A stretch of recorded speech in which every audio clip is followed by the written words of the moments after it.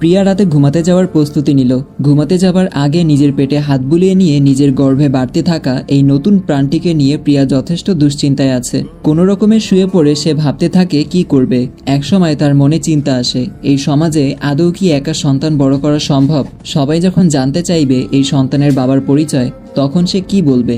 এসব ভেবেই তার মনে চিন্তা জাগে, একবার কি রায়হানের সাথে কথা বলে দেখবে। যদি সব ঠিক করা যায়। কথাটা মাথায় আসতেই সে নিজেকে বাধা দেয়। অতীতের জঘন্য স্মৃতিগুলো তার মনে ভেসে উঠতে থাকে। চোখ বন্ধ করতেই সেই তীব্র শারীরিক ও মানসিক কষ্টের দিনগুলো দেখতে পায় প্রিয়া। বছরখানেক আগে যখন প্রিয়ার চাচাতো ভাই রায়হান লন্ডন থেকে পিএইচডি করে ফিরছিল, তখন থেকেই প্রিয়ার চাচা আর বাবা মিলে ঠিক করে প্রিয়ার সাথে রায়হানের বিয়ে দেবে। প্রিয়া তখন আইবিএম ডিগ্রি অর্জন করেছে এবং তার ইচ্ছা ছিল কোনো কর্পোরেট জব করার।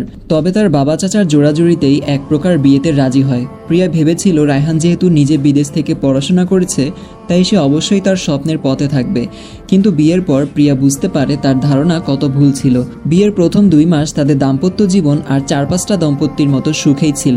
তারা একসাথে আড্ডা দিতেও ঘুরতে যেত, কিন্তু এরপরই সেই নির্মম দিনটা এলো।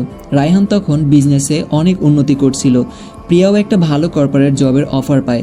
প্রিয়া খুব খুশি মনে রায়হানকে খবরটা জানায়। সে ভেবেছিল রায়হান খুশি হবে, কিন্তু বাস্তব বড্ড নির্মম। রায়হান সাথে সাথেই প্রিয়াকে বলল, তুমি জব করতে চাইছো কেন? আমার কি কোনো টাকার কমতি আছে? আমি মোটেই পছন্দ করব না যে আমার স্ত্রী বাইরে গিয়ে পরপুরুষের সাথে মেশামেশি করবে। কথাটা শুনেই প্রিয়া থমকে গিয়েছিল। অবাক স্বরে বলেছিল, এসব তুমি কি বলছো রায়হান? তোমার মতো একজন উচ্চশিক্ষিত ছেলে থেকে আমি এমন কথা আশা করিনি। এই জবটা আমার কাছে কেবল একটা জব নয়, এটা আমার প্যাশন। তোমার যা যা প্যাশন ঘরে বসে পূরণ করো, বাগান করো, ফটোগ্রাফি করো, যা কিছু করো, কিন্তু কোনো জব করা হবে না। আমি এই জবটা করবই। তুমি আমার ব্যক্তিগত স্বাধীনতায় হস্তক্ষেপ করতে পারো না। রায়হান রাগী স্বরে বলল, আমি তোমার স্বামী হই, আমার অধিকার আছে তোমার ব্যাপারে সিদ্ধান্ত নেয়ার। আমি যখন বলেছি তুমি এই জব করবে না, তার মানে তুমি করবে না। আমি এই জবটা করব, পারলে আটকে দেখাও। রায়হানের মাথা গরম হয়ে যায়, তার মেল ইগো হার্ট হয় এই কথাটা শুনে। সে প্রিয়াকে দেয়ালে ঠেসে ধরে বলে, ঠিক আছে, আমিও দেখি তুমি কিভাবে এই জব করো। বলেই সে প্রিয়ার হাত ধরে টানতে টানতে রুমে নিয়ে যায়। প্রিয়া বলে ওঠে, কি করছো কি তুমি? রায়হান প্রিয়াকে রুমে নিয়ে গিয়ে বাইরে থেকে দরজা বন্ধ করে বলে, আজ থেকে তোমার বাইরে বেরোনো সম্পূর্ণ বন্ধ। জব করার খুব শখ না? সব শখ আমি মিটিয়ে দেব। তুমি কি পাগল হয়ে গেছো? আমাকে বের হতে দাও। কিন্তু রায়হান প্রিয়ার কোনো কথা শোনে না। সেদিন সারাদিন এইভাবে রুমে বন্ধ করে রাখে। প্রিয়া চিৎকার করতে থাকে, বারবার কাতর অনুরোধ করে দরজা খোলার, কিন্তু রায়হান কোনো কথা শোনে না। পরদিন সে ব্রেকফাস্ট নিয়ে রুমে প্রবেশ করে। প্রিয়ার কাছে গিয়ে ব্রেকফাস্ট খেতে বললে প্রিয়া জানায়, আমাকে এভাবে বন্দি করে রাখলে আমি খাবো না। এইভাবে বেঁচে থাকার কোনো মানে নেই। এখন একটি অ্যাড চলবে, আপনারা চাইলে স্কিপ করতে পারেন। গাইস, 1x হচ্ছে সবচেয়ে বিশ্বস্ত বুকমেকার, যা পিএসজি এবং সিরিয়া অ্যাপের অফিসিয়াল পার্টনার, যেখানে আপনি cricket, football, tennis live match দেখতে এবং তাদের স্কোর ভবিষ্যৎবাণী করে সহজেই অর্থ উপার্জন করতে পারবেন। সেই সাথে বিএমডব্লিউ গাড়ি, আইফোন, ল্যাপটপ এবং আরো অনেক নগদ পুরস্কার জেতারও সুযোগ রয়েছে। এই অ্যাপটিতে আপনি crash, crystal, under and over 21 ইত্যাদি গেম খেলে সহজেই আয় করতে পারবেন। আপনি বিকাশ, নগদ, ব্যাংক, ক্রিপ্টো, পেপ্যাল এবং অন্যান্য সহজ পদ্ধতির মাধ্যমেই সহজেই আপনার জেতা টাকা তুলতে পারবেন। এখানে আপনি 24 ঘন্টা 7 দিন গ্রাহক সহায়তা পাবেন। তাই এখনই পিন কমেন্টের লিঙ্ক ব্যবহার করে রেজিস্ট্রেশন করুন, অথবা গুগলে 1x সার্চ করে রেজিস্ট্রেশন করুন। আর হ্যাঁ, রেজিস্ট্রেশনের সময় আমার প্রোমো কোড 1MARUF ব্যবহার করে প্রথমবার ডিপোজিটে 20,000 টাকা পর্যন্ত জেতার সুযোগ পান।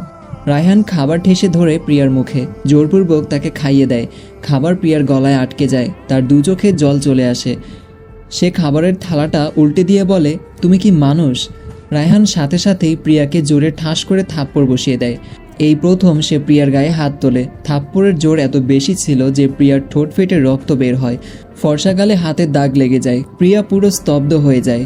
এরপর থেকে প্রিয়ার উপর চলতে থাকে অবর্ণনীয় মানসিক ও শারীরিক অত্যাচার। রায়হানের বাবা রাসেল ইসলামের হস্তক্ষেপে প্রিয়ার রুমে বন্দি অবস্থা থেকে মুক্তি পেলেও রায়হান তাকে সবসময় নজরে রাখত। প্রিয়াকে নজরবন্দি রাখার জন্য আলাদা লোকও ঠিক করে রেখেছিল সে। প্রিয়া বাড়ির বাইরে কোথাও গেলে সবসময় সিকিউরিটি গার্ড সাথে থাকতো।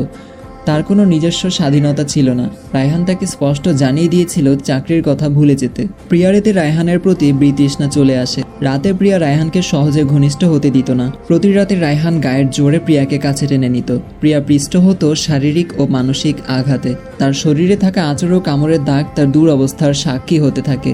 একসময় তো এমন হলো রায়হান প্রিয়ার ফোনেও ট্র্যাকার বসিয়ে দেয়। প্রিয়ার মানসিক অবস্থার অবনতি হতে থাকে। প্রিয়াকে তার কোনো ছেলে বন্ধুর সাথে কথা বলতে দেখলে বা কোনো কাজে এদিক ওদিক হলেই রায়হান তার গায়ে হাত তুলতো। প্রিয়ার নিজের খাঁচায় বন্দি পাখি মনে হতো, তবুও সে এক প্রকার মানিয়ে নিয়েছিল। কিন্তু মাসখানেক আগে যা হলো সেটা তার ধৈর্যের বাঁধ ভেঙে দেয়। রায়হান প্রিয়াকে নিয়ে ঘুরতে গিয়েছিল কক্সবাজারে। সেখানে তারা দুদিন অবস্থান করে। একদিন সমুদ্র সৈকতে ঘুরতে গিয়ে রায়হান একটা জরুরি কলে ব্যস্ত হওয়ায় প্রিয়া সমুদ্রের কিছুটা কাছে চলে যায়। সেই সময় কয়েকজন তরুণ এসে প্রিয়াকে বলে, আপু আমাদের একটা গ্রুপ ফটো তুলে দিন না প্লিজ। প্রিয়া ভালোভাবে তাকিয়ে দেখে এদের বয়স সর্বোচ্চ 17 থেকে 18 হবে, হয়তো কলেজের স্টুডেন্ট সবাই, বন্ধুরা মিলে ট্যুরে এসেছে। প্রিয়া তাদের গ্রুপ ফটো তুলে দিতে থাকে। এরপর রায়হান সেখানে চলে আসে। সে এসেই প্রিয়াকে বলে, কি করছো এখানে? প্রিয়া থমকে গিয়ে বলে, না মানে ওদের ছবি। রায়হান শান্তভাবে এগিয়ে এসে প্রিয়ার হাত থেকে ফোনটা নিয়ে ছেলেটার হাতে ফোনটা তুলে দেয়। রায়হান যথারীতি শান্তভাবেই প্রিয়াকে নিয়ে চলে আসে হোস্টেলে।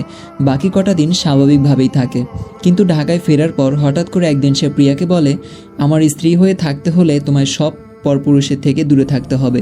পরপুরুষের সাথে ঘষাঘষি করা কোনো মেয়েকে আমি স্ত্রী হিসাবে মানব না। প্রিয়া হতবাক স্বরে বলল, কি বলতে চাইছো তুমি? আমি ভেবেছিলাম আব্বু কোনো চরিত্রবতী মেয়ের সাথে আমার বিয়ে দেবেন। তোমাকেও যথেষ্ট চরিত্রবতী ভেবেছিলাম, কিন্তু এখন যা দেখছি। আচ্ছা সত্যি করে বলো তো, বিয়ের আগে তুমি কয়টা রিলেশন করেছো আর কজনের সাথে শুয়েছো? প্রিয়া এত বড় কটু কথা শুনতে পারে না। নিজের সর্বোচ্চ শক্তি দিয়ে চর বসিয়ে দেয় রায়হানের গালে। চিৎকার করে বলে, মাইন্ড ইউর ল্যাঙ্গুয়েজ। আমার চরিত্র নিয়ে কথা বলার সাহস কোথায় পেলে তুমি? রায়হান চূড়ান্ত রাগে এবার প্রিয়ার গলা চেপে ধরল। কোনো কিছু বুঝে ওঠার আগেই প্রিয়াকে দেয়ালে ঠেসে ধরে অনবরত দেয়ালে চেপে ধরে ধাক্কা দিতে থাকে। প্রিয়ার আর্তনাদে পুরো বাড়ি মাথায় ওঠে। রায়হান জোর বাড়িয়ে দেয়। সে যেন নিজের মধ্যে নেই। একসময় প্রিয়ার মাথা ফেটে রক্ত বের হয়। ততক্ষণে রাসেল ইসলাম, রোকসানা বেগম ও রাকিব ইসলাম মানে প্রিয়ার বাবা ছুটে আসেন। রাসেল ইসলাম এসে রায়হানকে সরিয়ে রাগীশ্বরে বললেন, কি করছিসটা কি তুই? পাগল হয়েছিস? প্রিয়ার শরীরে ততক্ষণে রক্ত ভেসে গেছে। দ্রুতই সে জ্ঞান হারিয়ে ফ্লোরে পড়ে যায়। তার নিঃশ্বাস ক্ষীণ হতে থাকে। তার মনে হতে থাকে মৃত্যু তার খুব কাছেই। আসসালামু আলাইকুম। আজকের পর্বটা এই পর্যন্তই। দেখা হচ্ছে পরবর্তী ভিডিওতে। সবাই সুস্থ থাকবেন, ভালো থাকবেন। আল্লাহ হাফেজ।